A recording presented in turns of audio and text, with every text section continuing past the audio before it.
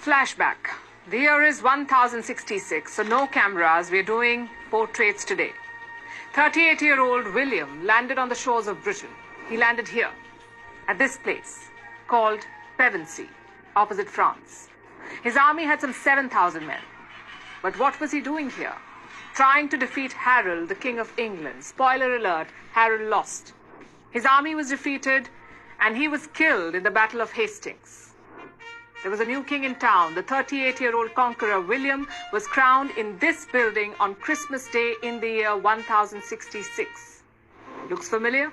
That's Westminster Abbey, the same church where King Charles got his crown today. Charles and William are separated by 34 generations. William was the first Norman king. Charles is the latest. Between them is a story of power, violence, and ambition. A story of murdered relatives and looted colonies. You thought the Meghan Markle thing was a scandal. Wait till you hear this story.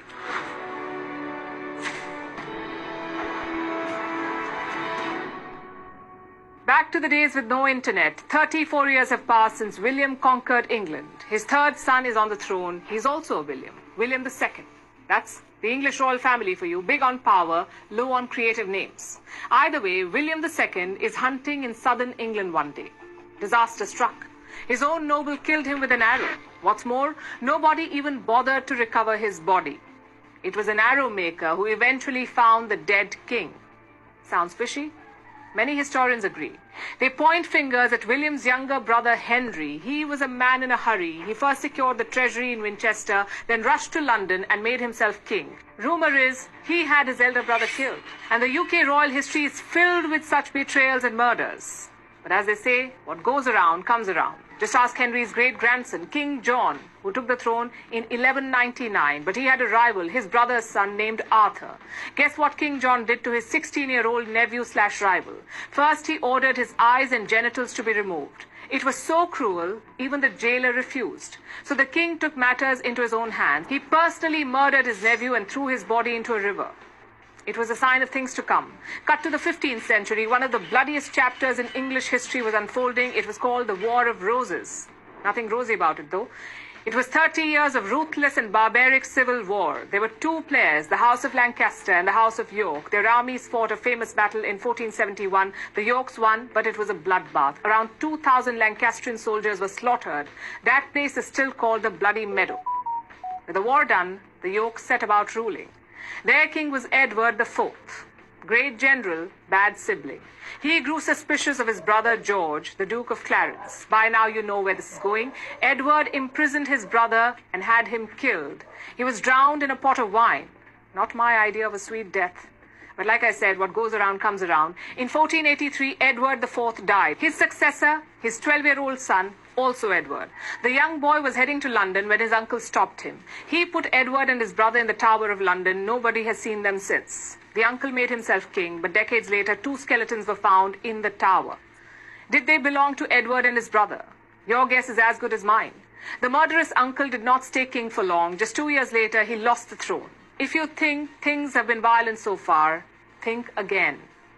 What you just saw was the trailer. The movie is just beginning. Our murderous uncle's defeat signaled the start of a new reign, the House of Tudor. They had 5 monarchs, but one stands out, Henry VIII. Being his spouse was like playing Russian roulette. Very risky stuff.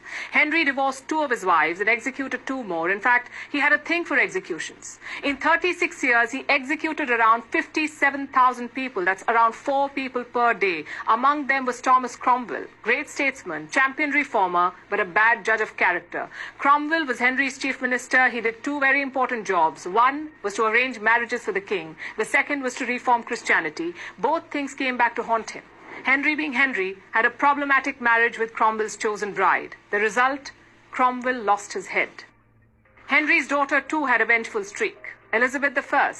Her rivalry with Mary, the Queen of Scots, is legendary. Fun fact, Mary was also Elizabeth's cousin. Did not stop her from doing what she did, though. Elizabeth imprisoned Mary for 18.5 years. Then in 1587, she was executed. It took 3 swings of the axe to behead her.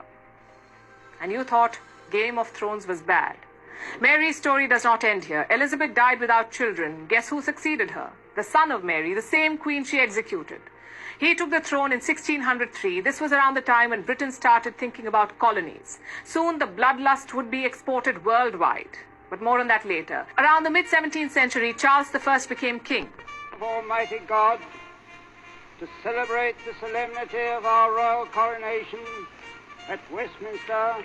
He was a delusional ruler. He thought he was appointed by God. When the Parliament disagreed, he went to war. Charles was defeated in 1645 and executed 3 years later. That's right, a king was executed. And with that, Britain became a republic. No king, no royal family. But as they say, a dog's tail can never be straightened. In 1660, the royals returned. Charles II became king. After centuries of killing sons, brothers, and nephews, they were ready for the next stage, colonialism. Close your eyes and pick any country on the globe. Chances are, Britain invaded it.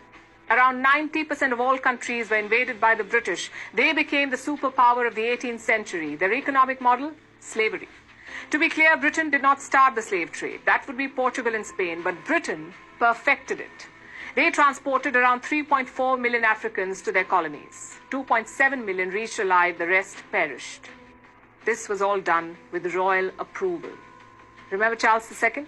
During his rule, the Company of Royal Adventurers into Africa was set up. Nothing adventurous about it. This company shipped more slaves than any other. Its shareholders included royal family members. If Charles II institutionalized slavery, Charles III is carrying its burden.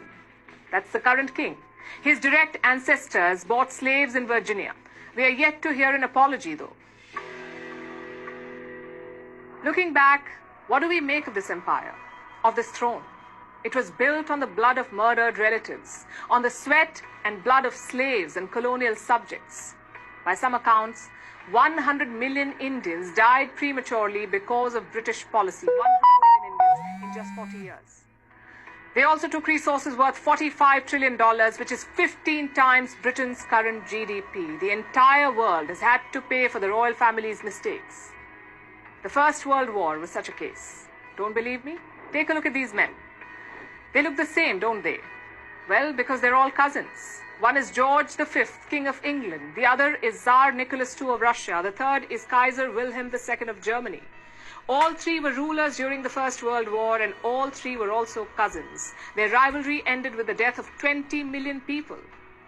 This flashback is a reminder of the real history of the British throne, the blood they spilled, the innocents they executed, and the lands they plundered. The throne soiled by cruelty and ruthlessness.